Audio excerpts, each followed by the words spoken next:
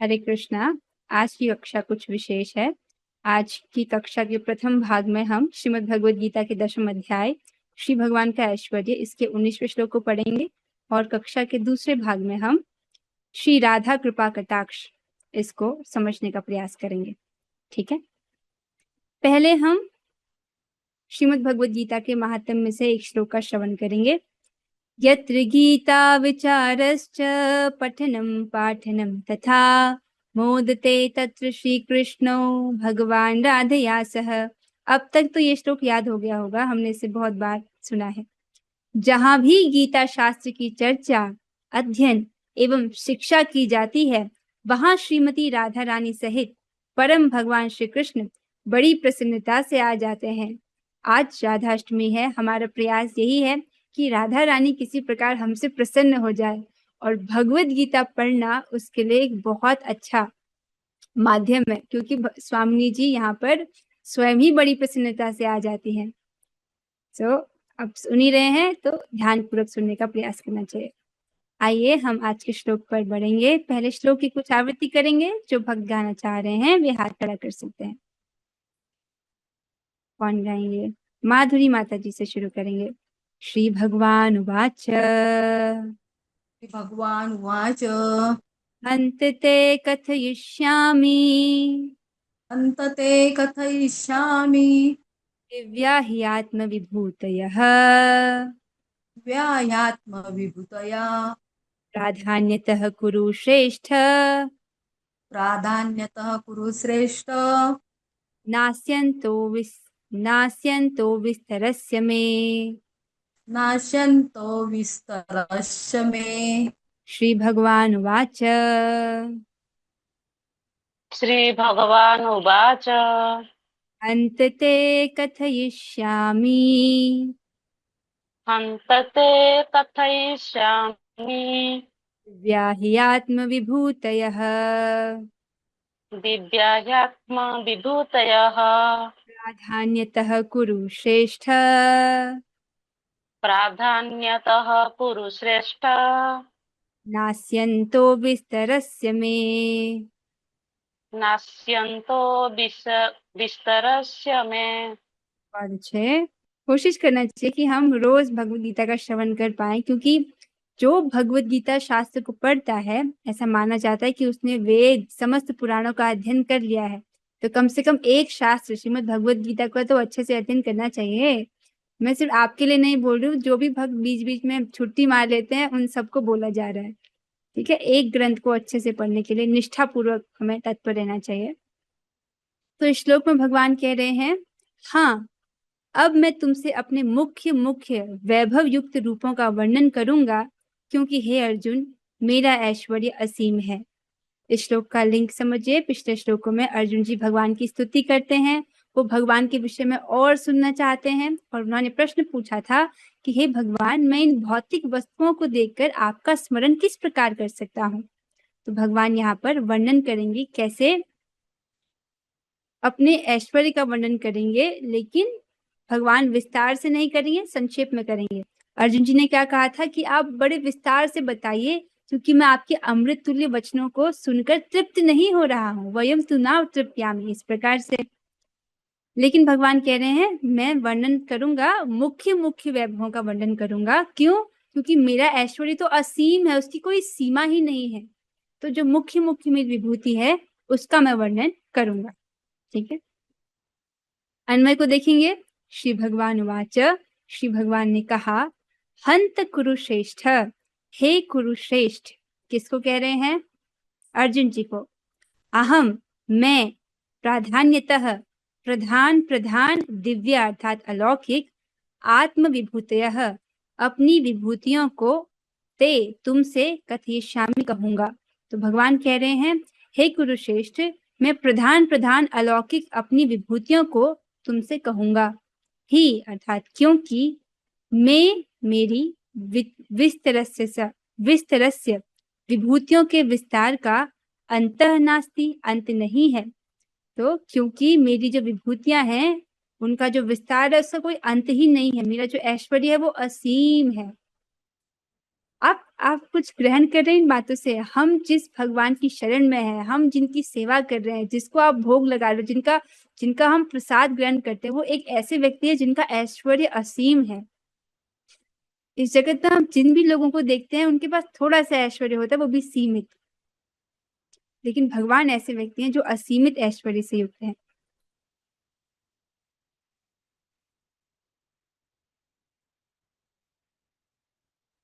आइए हम तात्पर्य की ओर बढ़ेंगे। कितना सुंदर है ना, हम ऐसे भगवान की सेवा कर रहे हैं। आपको ये एक अहंकार होता है, मैं शरीर हूँ, इन शरीर से संबंधित वस्तु में मेरी है, इस प्रकार से अहंकार होता है।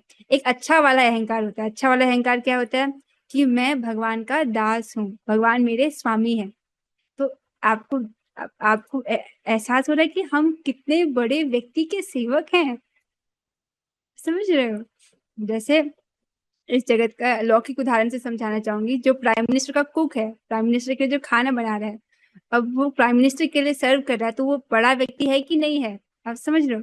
तो हम जिसकी सेवा कर रहे हैं वो कितने बड़े और कितने महान व्यक्ति हैं। वाह! आइए हम जो है आज के तात्पर्य में के बारे में पढ़ेंगे।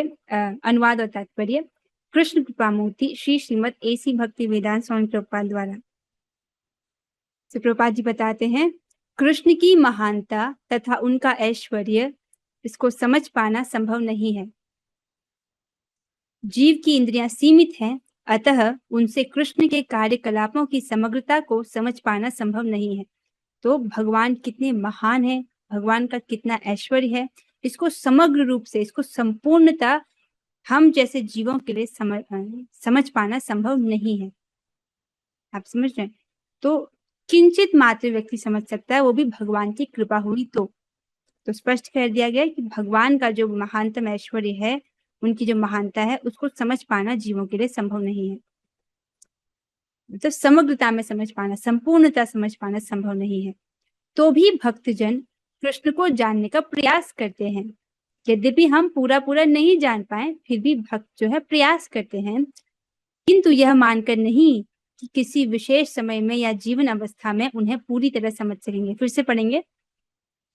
तो भी भक्तजन कृष्ण को जानने का प्रयास करते हैं, किंतु यह मानकर नहीं कि वे किसी विशेष समय में या जीवन अवस्था में उन्हें पूरी तरह समझ सकेंगे, बल्कि कृष्ण के वृत्तांत इतने आस्वाद्य हैं कि भक्तों को अमृत तुल्य प्रतीत होते हैं। इस प्रकार भक्तगण उनका आनंद उठाते हैं। तो यद्यपि भगवान असीमित हैं, उनके जो ऐश्वर्य है वो असीम है, उनकी कोई सीमा नहीं है, फिर भी जो भक्त है उनको समझने का प्रयास करते हैं। ठीक है? और ये नहीं मानते भक्त कि मेरी इतने समय बाद मैं भगवान को पूरी तरह से समझ जाऊंगा। ऐसा संभव नहीं है कि हम भगवान को कभी भी पूरा समझ पाए। तो भक्त क्यों समझने का प्रयास करते हैं? क्योंकि जितना जितना हम भगवान के विषय में जानते हैं, भगवान उतने उतने और आस्वादनीय प्रतीत होते हैं और मधुर मधुर प्रतीत होते हैं। तो भक्त जो है इस बात का आनंद उठाते हैं, उनकी कथा श्रवण का। भगवान के ऐश्वर्यों तथा उनकी विविध शक्तियों की चर्चा चलाने में शुद्ध भक्तों को दिव्य आनंद मिलता है, अतः वे उनको सुनते रहना और उनकी चर्चा चलाना रहना चाहते हैं। अतः वे उनको सुनते रहना और उनकी चर्चा चलाते रहना चाहते हैं। कथयन्तश्च माम नित्यम तुष्यन्ति च रमन्ति च। आपने श्रीमद् भगवद गीता के इसी अध्याय में, चतुश्लोकी भगवद गीता में शुद्ध भक्तों का वर्णन सुना है कि नहीं सुना है? तो शुद्ध भक्तों का क्या गुण बोला गया था कि वो कथयन्तश्च माम नित्यम तुष्यन्ति च रमन्ति च, नित्य ही भगवान की कथा करते रहते हैं, भगवान के बारे में बातें करते रहते हैं और उससे वो तुष्ट होते हैं, संतुष्ट होते हैं।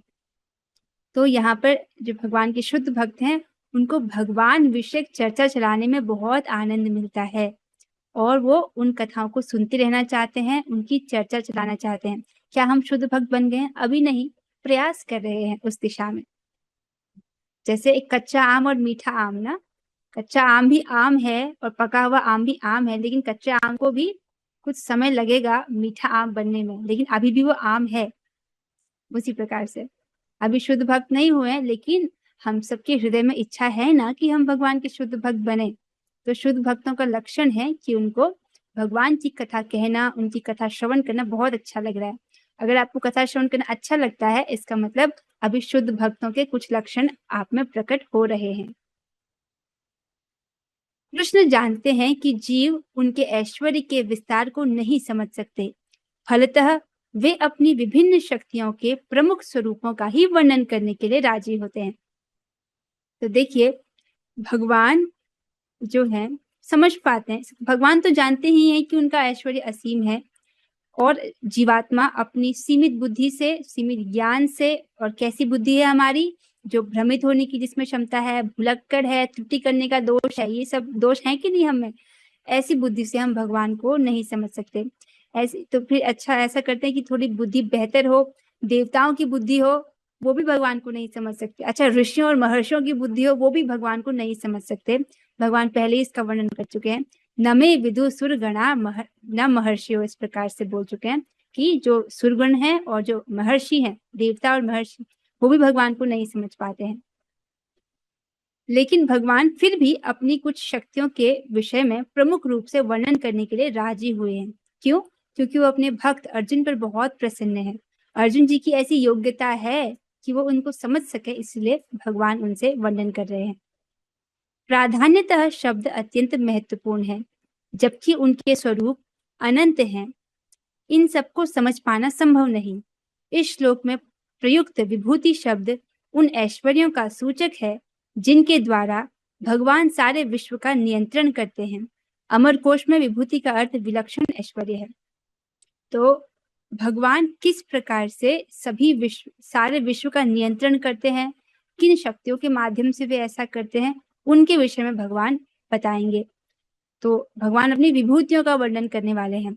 तो विभूति का क्या अर्थ होता है? विभूति मतलब क्या? विभूति मतलब विलक्षण ऐश्वर्य, मतलब उनकी शक्ति, ऐसी शक्ति जिसके द्वारा वो सारे विश्व का नियंत्रण कर रहे हैं, उसको भगवान समझाएंगे। और उसमें से भी प्रमुख प्रमुख जो है उसका ही वर्णन करेंगे, विस्तार से वर्णन नहीं करेंगे। निर्विशेषवादी या सर्वेश्वरवादी न तो भगवान के विलक्षण ऐश्वर्य को समझ पाता है, न उनकी दैवी शक्तियों के स्वरूपों को। भौतिक जगत में तथा वैकुंठ लोक में उनकी शक्तियां अनेक रूपों में फैली हुई हैं। अब कृष्ण उन रूपों को बताने जा रहे हैं जो सामान्य व्यक्ति प्रत्यक्ष रूप से देख सकता है। इस प्रकार उनकी रंग बिरंगी शक्ति का आंशिक वर्णन किया गया है। तो देखिए, अर्जुन जी ने पूछा था, कैसे मैं इस जगत की भौतिक वस्तुओं को देखकर आपका स्मरण कर सकूं? भगवान ने देखा कि ये स्मरण करना चाहते हैं, ठीक है, तो अब भगवान अपनी भौतिक विभूतियों का वर्णन करेंगे, क्योंकि भौतिक चीजों को हम इन आंखों से देख सकते हैं। जैसे एक उदाहरण के तौर पर सूर्य भगवान की विभूति है कि नहीं है? ठीक है, तो ये समझना कि सूर्य का तेज भगवान से ही आ रहा है। तो सूर्य, देखिए सूर्य कितना शक्तिशाली है। अगर सूर्य ही ना हो तो हम सबके जीवन पर प्रभाव पड़ेगा कि नहीं पड़ेगा? सूर्य है तो उससे हम सबको कितना लाभ हो रहा है। सूर्य भगवान की विभूति है कि नहीं है? तो जब हम समझते हैं कि जो सूर्य है उसका तेज भी भगवान से ही आ रहा है, तब हम समझते हैं कि अरे भगवान कितने महान व्यक्ति हैं, उन्होंने सूर्य को बनाया, तो सूर्य में कितना तेज है, तो भगवान में कितना तेज होगा। तो यहाँ पर एक भौतिक विभूति को देख करके हम कुछ अंदाजा लगा रहे हैं भगवान की महानता का। इस प्रकार से भगवान अपनी भौतिक विभूतियों का वर्णन करेंगे, जिनको हम इन प्रत्यक्ष आंखों से देख सकते हैं, ठीक है।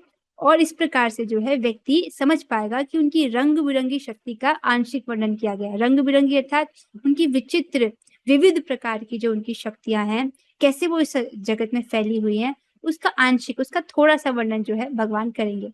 अच्छा है हम सबके लिए कि हम भौतिक वस्तुओं को देखकर भी भगवान का स्मरण कर पाएंगे। जैसे कुछ विभूतियों का वर्णन भगवान पहले ही कर चुके हैं, जैसे कि मैं जल का स्वाद हूँ, अग्नि की ऊष्मा हूँ और सूर्य का प्रकाश हूँ। तो जब हम जल पीते हैं, आई एम श्योर हम सब में आपको ये याद रहता होगा कि जल का स्वाद भगवान है, अगर आपने ये पढ़ा, ये वाली क्लास अटेंड की तो, है कि नहीं? तो इस प्रकार से अच्छा है कि भौतिक वस्तुओं को देखकर भी हमको भगवान का स्मरण हो पाएगा। इसके साथ श्लोक पर चर्चा यहाँ पर समाप्त होती है। अब हम कक्षा के दूसरे भाग की ओर बढ़ेंगे, जो है श्री राधा कृपा कटाक्ष। थोड़ा सा गाएंगे और इन श्लोकों का अर्थ समझने का प्रयास करेंगे। कृपा कटाक्ष, ये बहुत सुंदर प्रार्थनाएं हैं जिनको वैष्णव शिरोमणि शिव जी कह रहे हैं। बहुत सुंदर ढंग से उन्होंने इसको गाया है। तो हम किंचित गाने का प्रयास करेंगे अपनी वाणी को पवित्र करने के लिए और श्रीमती राधा रानी की कृपा को आकर्षित करने के लिए। आज राधाष्टमी है तो हमारा यही है प्रत्येक प्रयास है कि स्वामिनी जो हमसे प्रसन्न हो जाए। मुनीन्द्र विंद वंदिते त्रिलोक शोकहारिणी प्रसन्न वक्त्र पंकजे निकुंज भूविलासिनी व्रजेन्द्र भानुनंदिनी व्रजेन्द्र सूनु संगते कदा करिष्यसि मा कृपा कटाक्ष भाजनम कदा करिष्यसि मा कृपा कटाक्ष भाजनम। समस्त मुनिगण आपके चरणों की वंदना करते हैं। आप तीनों लोकों का शोक दूर करने वाली हैं। आप प्रसन्न चित्त प्रफुल्लित मुख कमल वाली हैं। आप धरा पर निकुंज में विलास करने वाली हैं। आप राजा वृषभानु की राजकुमारी हैं। आप ब्रजराज नंद किशोर की कृष्ण आप ब्रजराज नंद किशोर श्री कृष्ण की चिर संगिनी हैं। हे जगत जननी श्री राधे माँ, आप मुझे कब अपनी कृपा दृष्टि से कृतार्थ करोगी। बहुत सुंदर है ना ये, कि समस्त मुनिगण आपके चरण कमलों की वंदना करते हैं और आप तीनों लोगों के शोक को दूर करने वाली हैं।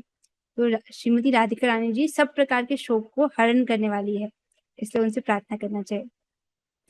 अशोक वृक्ष वल्लरी पितान मंडपस्थिते प्रवाल ज्वाल पल्लव प्रभारुणांघ्रि कोमले वराभय स्फुरत्करे प्रभूत संपदालये कदा करिष्यसि मा कृपा कटाक्ष भाजनम कदा करिष्यसि मा कृपा कटाक्ष भाजनम। आप अशोक की वृक्ष लताओं से बने हुए मंदिर में विराजमान हैं। आप सूर्य की प्रचंड अग्नि की लाल ज्वालाओं के समान कोमल चरणों वाली हैं। श्रीमती राधिका रानी जी के चरण कैसे हैं? अत्यंत कोमल हैं और लाल वर्ण के हैं, जैसे कि सूर्य की अग्नि होती है। बहुत कोमल कोमल उनके चरण हैं। आप भक्तों को अभीष्ट वरदान अभय दान देने के लिए सदैव उत्सुक रहने वाली हैं। अभी तक हमने भगवान के विषय में पढ़ा था कि वो अभय दान देते हैं, लेकिन श्रीमती राधिका रानी जी भी अपने भक्तों को अभीष्ट वरदान अभय दान देने के लिए उत्सुक रहती हैं। आपके हाथ सुंदर कमल के समान, अत्यंत सुंदर कर कमल है उनके।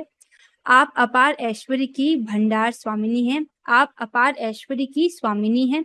हे सर्वेश्वरी माँ, आप मुझे कब अपनी कृपा दृष्टि से कृतार्थ करोगी। अनंग रंग मंगल प्रसंग भंगुरभ्रुमां सुविभ्रमं ससभ्रमं त्रिगंत बाण पातनै निरंतरं वशीकृत प्रतीत नंद नंदने कदा करिष्यसि मा कृपा कटाक्ष भाजनम कदा करिष्यसि मा कृपा कटाक्ष भाजनम। रास क्रीड़ा के रंगमंच पर मंगलमय प्रसंग में आप अपनी बाकी भ्रिकुटी से आश्चर्य उत्पन्न करते हुए सहज कटाक्ष रूपी बाणों की वर्षा करती रहती हैं। तो स्वामिनी जी अपने भ्रिकुटियों से कटाक्ष करती हैं और उनको नचाती हैं और अपने कटाक्षों की बाण वर्षा करती रहती हैं, जिन पर भगवान श्री कृष्ण पर। आप श्री नंद किशोर को निरंतर अपने वश में किए रहती हैं। हे जगत जननी वृंदावनेश्वरी माँ, आप मुझे कब अपनी कृपा दृष्टि से कृतार्थ करोगी। तड़ित सुवर्ण चंपक प्रदीप्ति गौर विग्रहे मुख प्रभा परास्त कोटि शारदेन्दु मंडले विचित्र चित्र संचरत चकोर शावलोचने कदा करिष्यसि मा कृपा कटाक्ष भाजनम कदा करिष्यसि मा कृपा कटाक्ष भाजनम। आप बिजली के सदृश स्वर्ण तथा चंपा के पुष्पों के समान सुनहरी आभा वाली हैं। तो स्वामिनी जी की जो आभा है वो कैसी है? सुनहरी है, गोल्डन, तप्त कांचन, पिघले हुए सोने के जैसे उनकी शरीर की अंग कांति है। आप दीपक के समान गोरे अंग गोरे अंग वाली हैं, आप अपने मुखारविंद की चांदनी से शरद पूर्णिमा के करोड़ों चंद्रमाओं को लजाने वाली हैं। तो स्वामी जी इतनी सुंदर हैं, इतनी सुंदर हैं कि सबसे सुंदर चंद्रमा कब उगता है? शरद पूर्णिमा का। ऐसे करोड़ों चंद्रमाओं को जो लज्जित कर दे, ऐसी हमारी स्वामी जी की मुख की शोभा है। आपके नेत्र पल पल में विचित्र चित्रों की छटा दिखाने वाले चंचल चकोर शिशु के समान हैं। तो उनकी आंखें उनके बहुत चंचल है। हे वृंदावनेश्वरी माँ, आप मुझे कब अपनी कृपा दृष्टि से कृतार्थ करोगी? मदोन्मदाति यौवने प्रमोदमान मंडिते प्रियानुराग रंजिते कला विलास पंडिते अनन्य धन्य कुंज राज काम खेलि कोविदे कदा करिष्यसि मा कृपा कटाक्ष भाजनम कदा करिष्यसि मा कृपा कटाक्ष भाजनम। आप अपने चिर यौवन के आनंद में मग्न रहने वाली हैं। आनंद से पूरित मन ही आपका सर्वोत्तम आभूषण है। आप अपने प्रियतम के अनुराग में रंगी हुई विलासपूर्ण कला पारंगत हैं। आप अपने अनन्य भक्त गोपिकाओं से धन्य हुए निकुंज राज में प्रेम क्रीड़ा की विधा में भी प्रवीण हैं। हे निकुंजेश्वरी माँ, आप मुझे कब अपनी कृपा दृष्टि से कृतार्थ करोगी? अशेष हाव भाव धीर हीर हार भूषिते प्रभूत शात कुंभ कुंभ कुंभी कुंभ सुस्तनी प्रशस्त मंद हास्य चूर्ण पूर्ण सौख्य सागरे कदा करिष्यसि मा कृपा कटाक्ष भाजनम कदा करिष्यसि मा कृपा कटाक्ष भाजनम। आप संपूर्ण हाव भाव रूपी श्रृंगारों से परिपूर्ण हैं। आप धीरज रूपी हीरों के हारों से विभूषित हैं, अर्थात उनमें जो धैर्य का गुण है वो बहुत अधिक है। धीरज रूपी हीरों के हारों से विभूषित है। कितना सुंदर काव्यात्मक तरीका है कहने का कि आप में जो धीरज का गुण है वो कितना सुंदर है। आप शुद्ध स्वर्ण के कलशों के समान अंगों वाली हैं। आपके पयोधर स्वर्ण कलशों के समान मनोहर हैं। आपकी मंद मंद मधुर मुस्कान सागर के समान आनंद प्रदान करने वाली है। हे कृष्ण प्रिय माँ, हे कृष्ण प्रिया माँ, आप मुझे कब अपनी कृपा दृष्टि से कृतार्थ करोगी? मृणाल बाल वल्लरी तरंग रंग दोलते लताग्रलास्य लोल नील लोचनावलोकने ललन नुलन मिलन मनोज्ञ मुग्ध मोहनाश्रिते कदा करिष्यसि मा कृपा कटाक्ष भाजनम कदा करिष्यसि मा कृपा कटाक्ष भाजनम। जल की लहरों से कंपित हुए नूतन कमल नाल के समान आपकी सुकोमल भुजाएं हैं। जैसे जल में कमल खिलता है तो कमल की जो नाल है अर्थात कमल की डंडी है वो अत्यंत कोमल होती है कि नहीं होती है, और थोड़ी सी हवा होने पर जल की लहरों से वो थोड़ा सा कांपने लग जाती है। उसी प्रकार स्वामिनी जी की अत्यंत सुकोमल भुजाएं हैं।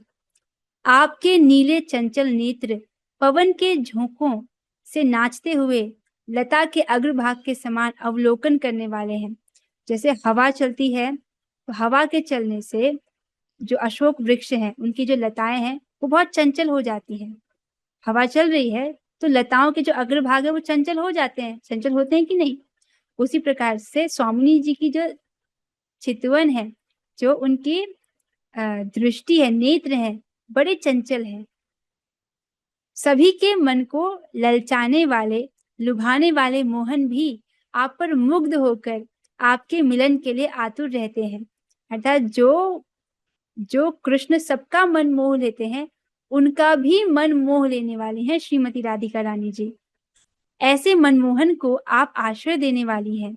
हे वृषभानु नंदिनी माँ, आप मुझे कब अपनी कृपा दृष्टि से कृतार्थ करोगी?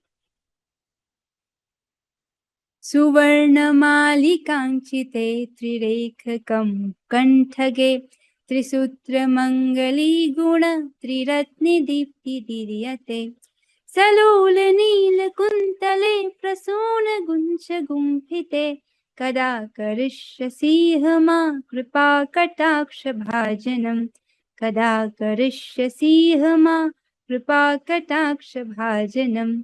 आप स्वर्ण की मालाओं से विभूषित हैं। आप 3 रेखाओं से युक्त शंख के समान सुंदर कंठ वाली हैं। स्वामी जी का कंठ कैसा है? मानो शंख की 3 रेखाओं जैसा है। शंख की 3 जैसे सुंदर रेखाएं होती है, वैसा एकदम सुंदर सा कंठ है उनका। आपने अपने कंठ में प्रकृति के तीनों गुणों का मंगलसूत्र धारण किया हुआ है। कैसा मंगलसूत्र धारण किया हुआ है? जो सतोगुण, रजोगुण, तमोगुण से बना हुआ है। प्रकृति के तीनों गुणों का मंगलसूत्र आपने धारण किया हुआ है। इन तीनों रत्नों से युक्त मंगलसूत्र समस्त संसार को प्रकाशमान कर रहा है। आपके काले घुंघराले केश दिव्य पुष्पों के गुच्छों से अलंकृत हैं। तो वो अपने बालों में सुंदर पुष्पों का गुच्छा लगाती हैं। हे कीर्ति नंदिनी माँ, आप मुझे कब अपनी कृपा दृष्टि से कृतार्थ करोगी?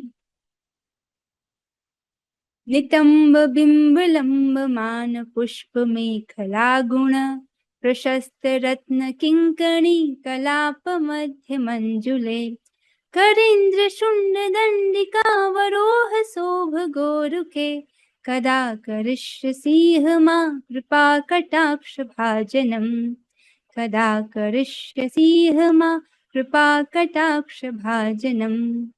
हे देवी, आप अपने घुमावदार नितंबों पर फूलों से सजी कमरबंद पहनती हैं, अर्थात आप सुंदर सी करधनी पहनती हैं अपने कमर पर। आप झिलमिलाती हुई घंटियों वाली कमरबंद के साथ मोहक लगती हैं। आपकी सुंदर जांघें राजसी हाथी की सूंड को भी लज्जित करती हैं। हे वृषभानु नंदिनी माँ, आप मुझे कब अपनी कृपा दृष्टि से कृतार्थ करोगे? अनेक मंत्र नाद मंजुनु पुरारवस्खलत समाज राज हंस वंश निक्वणाति गौरवे विलोल हेम वल्लरी विडम्बि चारु चक्रमे कदा करिष्यसि मां कृपा कटाक्ष भाजनम। कदा करिष्यसि मां कृपा कटाक्ष भाजनम। आपके चरणों में स्वर्ण मंडित नूपुर की सुमधुर ध्वनि अनेकों वेद मंत्रों के समान गुंजायमान करने वाले हैं, जैसे मनोहर राजहंसों की ध्वनि गुंजायमान हो रही है। तो अर्थात स्वामी जी अपने चरण कमलों में अत्यंत सुंदर मनोहारी मधुर ध्वनि करने वाली नूपुरों को पहनती हैं, जिनकी ध्वनि कैसी है? वेद के मंत्रों जैसी है, या मनोहर राजहंसों की ध्वनि की तरह जो गुंजायमान हो रही है। आपके अंगों की छवि चलते हुए ऐसे प्रतीत हो रही है जैसे स्वर्ण लता लहरा रही है। स्वर्ण लता जिस प्रकार लहरा रही है, उसी प्रकार से स्वामी जी के अंग जो हैं वैसे दिख रहे हैं, अर्थात तो बहुत सुकोमल हैं। हे जगदीश्वरी माँ, आप मुझे कब अपनी कृपा दृष्टि से कृतार्थ करोगी?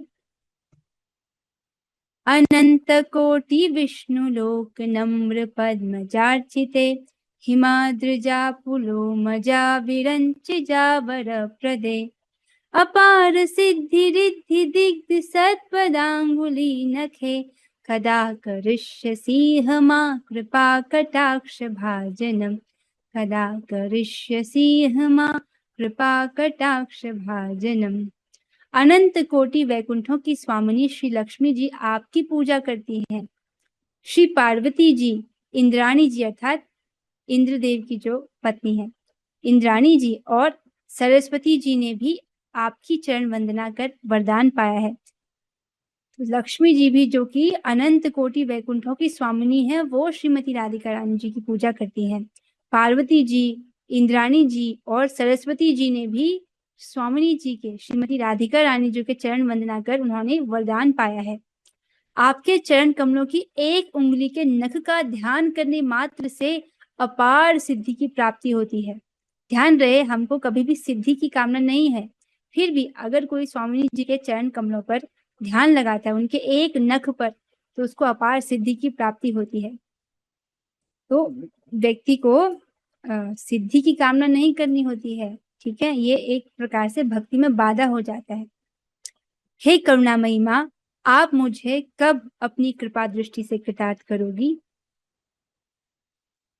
मखेश्वरी, क्रियेश्वरी, स्वधेश्वरी, सुरेश्वरी, त्रिवेद भारतीश्वरी, प्रमाण शासनेश्वरी, रमेश्वरी क्षमेश्वरी प्रमोद काननेश्वरी ब्रजेश्वरी ब्रजाधिपे श्री राधिके नमोस्तुते। सब गाएंगे इसको। ब्रजेश्वरी ब्रजाधिपे श्री राधिके नमोस्तुते। एक बार फिर से।